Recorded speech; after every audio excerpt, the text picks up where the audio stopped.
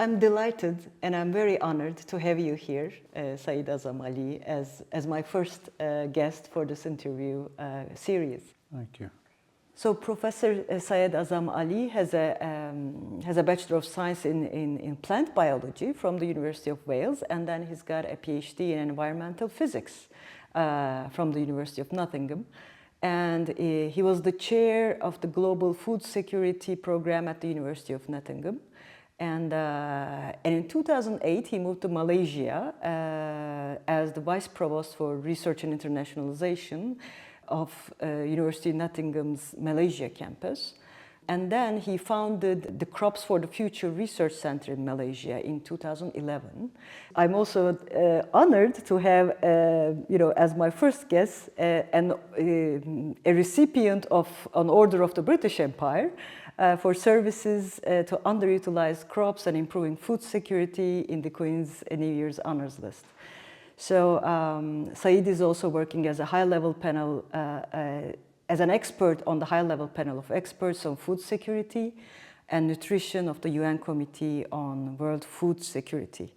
So he's written over 200 scientific papers and media articles, and is the author of the 9th Revolution, Transforming Food Systems for Good, which is now my bedside book for a couple of days. So what I would like to do is, based upon your experiences, would you please describe, how do you see the academic freedom in the world today as of late 2024? Thank you, and thank you for the introduction. I have worked and lived in different countries, so I've come across academia and universities, research institutes in different parts of the world.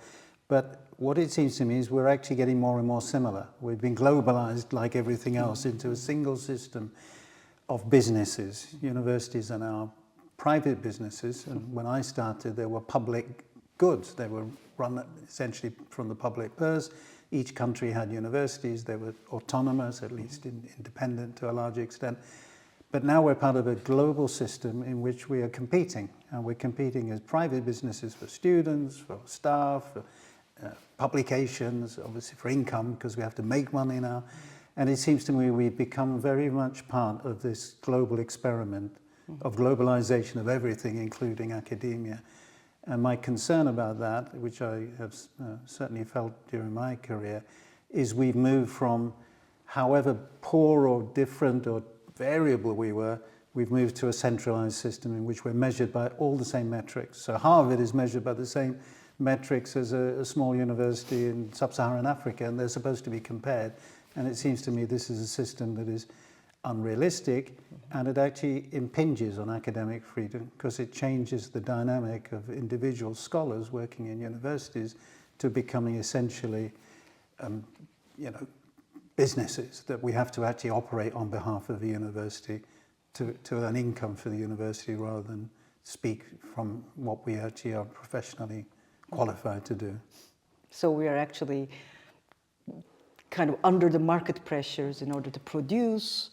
We're measured as productivity. I mean, if I compare myself to a young member of staff now coming into university as a young lecturer, I was basically told, what would you like to teach? Yeah. And then if you can, go and get some money to do research, but otherwise university will support you. And to a very large extent, I did the research I wanted to do, and I taught the subjects I wanted to teach. Now, if I come in as a young member of staff, I've got all these rules about, centralized curriculum and learning objectives and teaching objectives and outcome-focused performance indicators and research income and all these things which, as a young academic, I shouldn't have to be under those sorts of pressures, as well as being able to, follow my subject that I've actually come into university to actually work on. So in some way, the curiosity is also sacrificed. We don't hear those words. We hear words like performance, which is bizarre, really, when you think university word performance indicators. We have to be measured by what kind of performance, We're measuring ourselves against either research income, student satisfaction index, all these characteristics that we now have to be aware of. And we don't hear words that we should be hearing: curiosity, risk, scholarship, subject matter expertise without it being for business or for commercial benefit. It's because the subject itself deserves, to be a subject for investigation and inquiry. But on the other hand, like times have changed, and universities have changed, and it's not unique to certain parts of the globe, or only to those countries, unique to those countries who are only part of the northern sphere, but it's also kind of globalized in a way as well. What would have been the utopic type of academic freedom? What would have been, I'm sure, in your past experiences as well, you had some disappointments, or like something that maybe you couldn't find the money to do your research, or what could have been the best, the best world, the best of both worlds? Well, I'm presenting it as if it was perfect before, and it wasn't.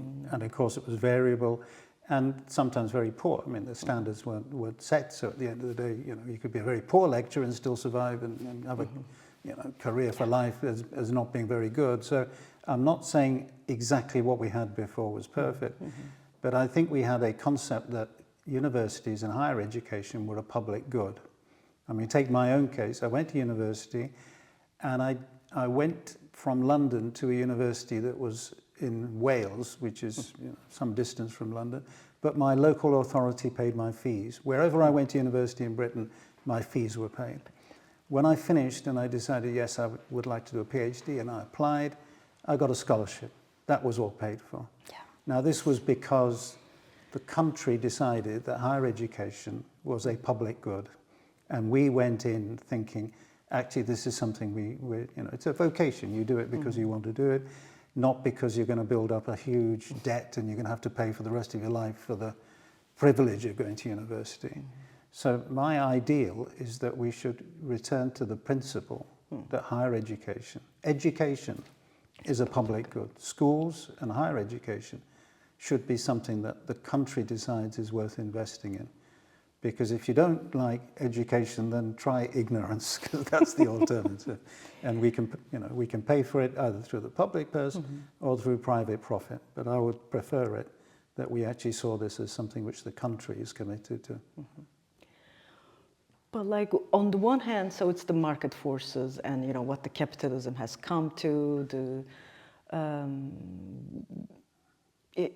undeterrable way of the market forces that have completely confounded everything that we understood from a common good as well. But are there any other factors that, except from the market forces, that plays into this? Well, I think market forces we should just look at these market forces for a minute, because market forces say who is going to fund our work. And that means that the sponsor, not the government, not the country, not international agencies, but the sponsor will say, we'll give you money if you work on this subject. And as a young academic, what would you do? Not work on anything, or take money that is actually going to give you a career in terms of your personal development, but it's going to be in a subject that you wouldn't have chosen. And that private investment will say, well, of course, they want a return on that investment. So they'll say, okay, you do research in this subject area, but we may even stop you publishing because it may be commercially sensitive. If the results you get are actually beneficial to us, we could even prevent this research. We'd have a right to restrict. So the direction of research is now very much determined by the private sector. Now, that's all right in certain areas where we've got to get innovation and breakthroughs and technologies. I don't have a problem. What about subjects like the liberal arts? What about subjects like pure science or, theology, I suppose? These sorts of subjects where you go, well, there's no immediate commercial benefit, but we should be an educated society and we should have different ways of doing things in which not every single thing should be geared towards a commercial return. That's my worry, and that's why subject range has become much narrower, and the topics we can do research on have become very, very much more focused. And is there any difference between like different regions? I mean, was it? I mean, of course, you worked again at a British university in Malaysia as well, but like, do you do you suspect there might be different like cultures of universities, or like maybe the way that the population also approaches the university? I mean, not only this, you know, how the state or the market forces shape the university, but how people look at education type of thing? I'd like to think that, but I think this globalization has driven it towards standardization. And standardization doesn't mean good standards, it means the same standards. And when we say same standards, modular, you know, I think UK universities had terms and you had a subject, and in my subject, agriculture, essentially you needed 3 years to learn enough to be able to answer a complex question. You've got to integrate lots of subjects. Now we have modules. And modules are very discrete. It's a bit like a shopping trolley. You go in and say, I'll have this, that, that, that. You add up all these modules, put them together, and that's your degree. And that isn't integration. That is bite-sized knowledge that's put into boxes, which we then say, well, we'll examine you on that box, but not that box. But it's actually relevant, that box, but you're not in this module. So this is what worries me, is education has become standardized to uniform structures, modularization, semesterization, credits. And some of these things are good because it gives choice. But I think the balance between choice and knowledge in a subject that you feel competent at the end of, I think, you know, that balance has actually got to be found. And at the moment we've moved very much towards this smorgasbord of choice which actually leads to very, very limited objectivity. It leads to a lot of collection of credits. I don't know if that's your experience, but that's certainly, you know, universities around the world are following that standard North American model, because that's really where it started. I mean, my biggest worry is also those, you know, performance indicators, and to what extent they can actually really measure your performance as well. So, I mean, of course, it's very innovative. There are a lot of different ways of, you know, looking into these performance indicators. But at the end of the day, especially for social sciences, you know, especially for something, you know, like that is not engineering or mathematics, like it's actually very tough to be able to determine the, you know, the quality of the education that the professor provides, or, you know, what the student actually gets from that particular course. So it's, you know, that has been my own, you know, biggest worry in terms of how am I going to you know, evaluate professors like my peers. You know, how am I going to look into my colleagues and say that, you know, oh, this isn't what you're doing right, especially when it's on paper. Sometimes it's very easy to, you know, maneuver things in a certain way. So, so yes, I mean, I completely agree with the performance degrees and the globalization and the standardization. But also, I kind of feel like some of these performance indicators, the outcomes of the classroom and everything, sometimes they also work for the betterment of especially maybe young researchers, or like people who have not really had some type of a teaching experience before. So it kind of, it might actually, you know, give them some type of orientation in terms of what they should do. But on another level, I'm also worried that, you know, in this particular time when everything is so irrational and cannot be, you know, so postmodern, and everything depends on some other thing that we don't really know what that other thing is. I kind of feel like we are stuck in the system. So, like, are there any ways that you think that we can overcome this as educators, as professors, as academics, scholars? You know, like, what can we do? I'll come to that, but I wanted to come back to an earlier point, which is we've taken out the maverick. You know, we say that you say a young person coming into the university system, actually their career path is now very, very clearly determined.